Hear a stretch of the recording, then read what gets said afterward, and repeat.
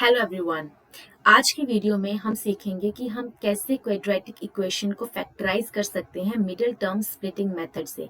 But here we have root in the term. तो root वाली equations को solve करना थोड़ा सा ट्रिकी होता है, तो उसको हम किस तरह से सॉल्व कर सकते हैं वही हम आज सीखेंगे इस वीडियो में।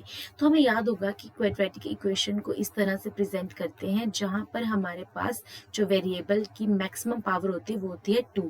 तो मिडिल टर्म स्प्लिटिंग मेथड में क्या होता है कि हमें मिडिल टर्म को इस तरह से स्प्लिट करना होता है ऐसे दो नंबर्स में जिनको मल्टीप्लाई करने पर ए और सी का प्रोडक्ट आए और उसको प्लस या माइनस करने पर मिडिल टर्म आए। तो ये तो आपको बेसिक चीज को पता होना चाहिए।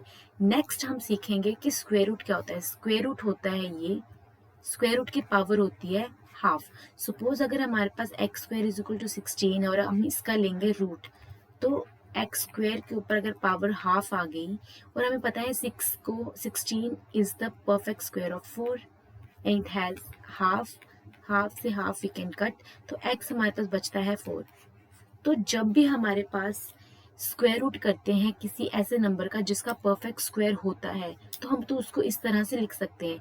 बट हमारे पास कुछ ऐसी टर्म्स भी होते हैं जिनका परफेक्ट स्क्वायर नहीं होता, तो उनको सॉल्व करना थोड़ा सा ट्रिकी हो जाता है। तो आज हम वही सॉल्व करेंगे कि हम इसको किस तरह से सॉल्व कर सकते हैं अपने क्वेश्चंस में। तो सपोज हमारे पास रूट 8 है, तो अगर हम इसका एलसीएम निकालें, अगर हम इसका स्क्वायर रूट सॉल्व करें तब हमारे पास आता है 2 × 2 × 2। तो स्क्वायर रूट मतलब 2, स्क्वायर मतलब 2, तो हम 2 के पेयर्स बनाते हैं, ये अकेला बच गया। तो जब 2 के पेयर्स बनाते हैं उसके ऊपर से रूट हट के सिंगल 2 बच जाता है, बट इसका तो पेयर बनाए तो this will be left with this. तो हमारे पास आ गया 2 √2। तो हम अगर हमारे पास कहीं 8 आता है और हमें इसको स्प्लिट करना पड़ जाए, हम सपोज हमारे पास यहाँ पे स्टार्टिंग की टर्म में √3 है या √2 है, तो हम जैसे और हमारे पास मिडिल टर्म में 8 है, तो हम उसको इस तरह से लिख सकते हैं ताकि हमारे पास रूट की टर्म्स में हम उसको मिडिल टर्म को स्प्लिट कर सकें। अगर 6 है हमारे पास, 6 को हम लिख सकते हैं √2 × √3। ओके, अगर ओनली 6 है तो हम लिख सकते हैं 2 × 3, और 2 को हम लिख सकते हैं √2 × √2 एंड √3 × √3। तो ये तो कुछ बेसिक चीजें हैं जो आपको पता होनी चाहिए, सॉल्व करने के लिए इजी हो जाता है। तो नेक्स्ट अब हम अपने नेक्स्ट क्वेश्चन को सॉल्व करने का ट्राई करेंगे, जिसको सॉल्व करके आपको आइडिया लग जाएगा कि हम क्या बात कर रहे हैं और हमें इसे किस तरह से सॉल्व करना है। तो let's start with our first question. We have x² plus 6√6x plus 48 equal to 0। अब हमने यहाँ पे इसके फैक्टर्स निकालना है, तो इसलिए हम इक्वेशन को कर देंगे इक्वल टू 0। अब देखिए x², अब हम इसको कैसे स्प्लिट कर सकते हैं। सपोज हमारे पास आ रहा है 6√6, हम इसको इस तरह से लिख सकते हैं। देखो मल्टीप्लाई करने पर अब हमें चाहिए, प्लस या माइनस करने पर चाहिए 6√6 और मल्टीप्लाई करने पर हमें चाहिए 48, बिकॉज ए और सी का प्रोडक्ट चाहिए हमें। तो अगर हम 6√6 को इस तरह से प्रेजेंट करें 3√6 3√6, ये बन जाएगा 6√6।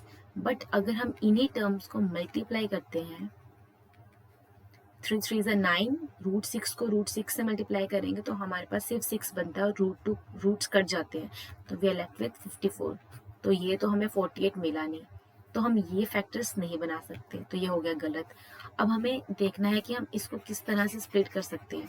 अब आप सोचिए अगर हम इसको लिखें, क्योंकि हमें बनाना है 6√6, तो अगर हम इसको लिखें 4√6 2√6, तो ये बन गया 6√6। बट अगर हम इसको मल्टीप्लाई करते हैं फिर क्या बनता है 4 2 8 √6 4 6 का 48 बन गए हमारे फैक्टर्स। हमें पता लग गई हमें ये वाली टर्म्स को यूज करना है। Got it. तो अब हम इसको इस तरह से स्प्लिट कर सकते हैं 4√6 प्लस 2√6। बट 48 तो हमारे, अगर अब देखो ये आ गया 48, अब हम बनाएंगे इनके पेयर्स। हमने पेयर्स बना लिए, बट हमें जो क्या है कॉमन आउट चाहिए रूट में, बट 48 में तो रूट प्रेजेंट ही नहीं है, तो 48 को हम किस तरह से लिख सकते हैं? 48 को हम इस तरह से लिख देंगे, यहाँ पे जैसे लिखा था सेम उसी तरह से हम यहाँ पे लिख देंगे। अब देखो एक्स स्क्वायर का तो कोई कोफिशिएंट है नहीं, तो इसमें सिर्फ और सिर्फ हमारे पास एक्स कॉमन आएगा, तो अंदर रह जाएगा 4√6 प्लस, अब देखिए 48 को हम इस तरह से लिख सकते हैं,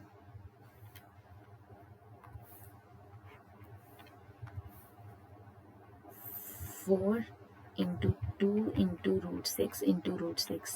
देखिए ये वाली टर्म की तरह हमने लिखा है, 4 2 ज़ा 8, तो हमारे पास जो आगे वाली टर्म है उसमें आ रहा है x प्लस 4√6, तो नेक्स्ट वाली में भी 4√6 ही कॉमन आना चाहिए ना, ताकि हम इन दोनों को आगे जाके कॉमन ले सकें।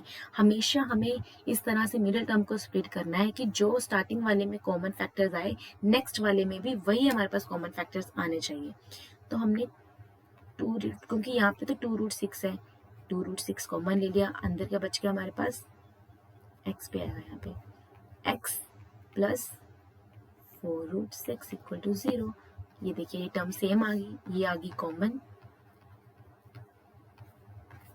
और अंदर क्या रह गया, x प्लस 2√6 इक्वल टू 0। अब इनको 0 के इक्वल करेंगे तो दिस विल बी माइनस 4√6 और x is equal to minus 2√6। Okay, got it. तो हमें मिडिल टर्म को, अगर मिडिल टर्म में हमारे पास रूट की टर्म है तो हमें उसको देखना है कि हम उसको किस तरह से लिख सकते हैं। 6√6 है तो हम उसको 3 प्लस 3√6 3 भी कर सकते थे, बट मल्टीप्लाई करने पर इन दोनों का प्रोडक्ट नहीं आ रहा था, तो हमें इसी तरह से इनको तोड़ के देखना है कि हम कैसे मल्टीप्लाई करें ताकि हमारे पास दोनों कंडीशंस फुलफिल्ड हों। अब हम सोल्व करेंगे अपना नेक्स्ट क्वेश्चन।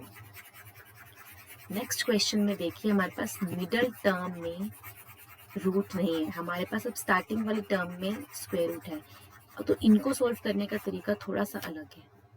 अब हम ये देखेंगे, ये है हमारे पास 2√3x² प्लस x माइनस 5√3, तो हमें क्या चाहिए, a और c को मल्टीप्लाई करने पर आना चाहिए, that is 2√3 into 5√3, 10 into 3 is equal to 30।